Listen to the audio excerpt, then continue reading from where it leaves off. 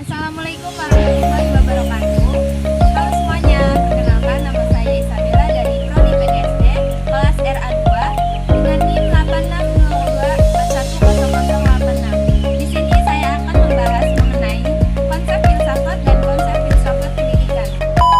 Filsafat adalah suatu disiplin ilmu yang mendukung individu untuk berpikir secara kritis dan reflektif mengenai berbagai aspek kehidupan, mulai dari eksistensi, pengetahuan, nilai, hingga etika. Dalam perjalanan sejarahnya, filsafat telah mendirikan berbagai aliran pemikiran yang mempengaruhi cara pandangan manusia terhadap dunia dan tempat di dalamnya. Filsafat tidak hanya berfungsi sebagai alat untuk memahami realitas, tetapi juga sebagai landasan bagi pengembangan berbagai disiplin ilmu lainnya, termasuk pendidikan. Dalam konteks pendidikan, filsafat memiliki peranan yang sangat penting. Pendidikan bukan sekedar transfer pengetahuan dari pendidik kepada peserta didik. Lebih dari itu, pendidikan adalah proses pembentukan karakter, pengalaman, dan keterampilan yang akan membentuk individu menjadi anggota masyarakat yang baik. Yang pertama, yaitu definisi filsafat. Filsafat berasal dari kata Yunani yaitu filosofia, yang secara harfiah berarti cinta akan kebijaksanaan. Filsafat dapat didefinisikan sebagai studi tentang pertanyaan-pertanyaan mendasar yang berkaitan dengan eksistensi, pengetahuan, nilai, pikiran, dan bahasa. Filsafat berusaha untuk memahami dunia dan posisi manusia di dalamnya melalui analisis kritis dan refleksi mendalam. Yang kedua yaitu aspek-aspek filsafat. Filsafat mencakup beberapa aspek utama yang dapat dijelaskan sebagai berikut, yaitu metafisika. Cabang filsafat ini mempelajari hakikat, realitas, dan eksistensi. Metafisika berusaha menjawab pertanyaan-pertanyaan seperti apa itu realitas dan apa yang ada di luar pengalaman manusia. Dengan demikian, metafisika menginspirasi konsep-konsep seperti ruang, waktu, objek, dan hubungan antara pikiran dan dunia. Kedua yaitu epistemologi. Epistemologi adalah studi tentang sifat dan bahasan pengetahuan. Ini mencakup analisis mengenai apa yang dapat dianggap sebagai pengetahuan, bagaimana pengetahuan diperoleh, dan apa yang membedakan pengetahuan dari kepercayaan atau opini. Pertanyaan kunci dalam epistemologi termasuk apa itu pengetahuan dan bagaimana kita tahu apa yang kita ketahui. Etika berfokus pada kajian nilai-nilai moral dan prinsip-prinsip yang mengatur perilaku manusia. Dalam etika, pertanyaan-pertanyaan seperti apa yang benar dan salah dan apa yang membuat tindakan menjadi baik atau buruk menjadi pusat perhatian. Etika membantu individu untuk memahami tanggung jawab moral mereka dalam konteks sosial. Yang keempat yaitu estetika. Estetika menyelidiki konsep keindahan dan seni. Cabang filsafat ini mempertanyakan apa yang membuat sesuatu dianggap indah atau artistik, serta bagaimana pengalaman estetis mempengaruhi kehidupan manusia. Pertanyaan seperti apa itu seni dan bagaimana kita menilai keindahan menjadi fokus utama dalam estetika.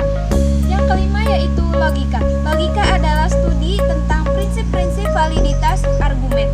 Ini mencakup analisis struktur argumen untuk menentukan apakah kesimpulan yang diambil dari premis-premisnya sahih atau tidak. Logika membantu dalam pengembangan pikiran kritis dan kemampuan untuk menarik kesimpulan yang tepat berdasarkan informasi yang ada. Yang selanjutnya yaitu definisi filsafat pendidikan. Filsafat pendidikan adalah cabang filsafat yang secara khusus berfokus pada analisis kritis terhadap tujuan, nilai, dan metode pendidikan. Filsafat pendidikan mencakup refleksi mendalam tentang apa yang seharusnya diajarkan di sekolah, bagaimana cara terbaik untuk menyampaikan materi ajar kepada siswa, serta tujuan akhir dari proses pendidikan itu sendiri. Dengan demikian, filsafat pendidikan tidak hanya berfungsi sebagai panduan teoritis tetapi juga sebagai landasan praktis bagi pendidik dalam merancang pengalaman belajar. Selanjutnya yaitu elemen-elemen filsafat pendidikan.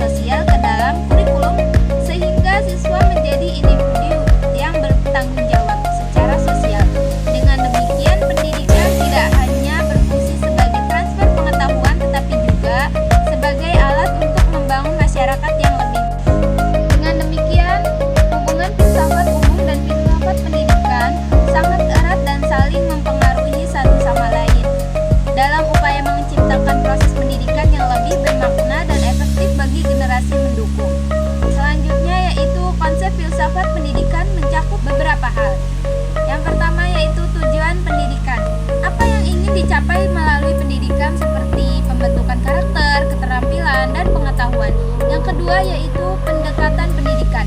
Prinsip-prinsip dasar dalam mengajar seperti pendekatan konstruktivisme atau behaviorisme. Yang ketiga yaitu peran guru. Bagaimana guru seharusnya berperan dalam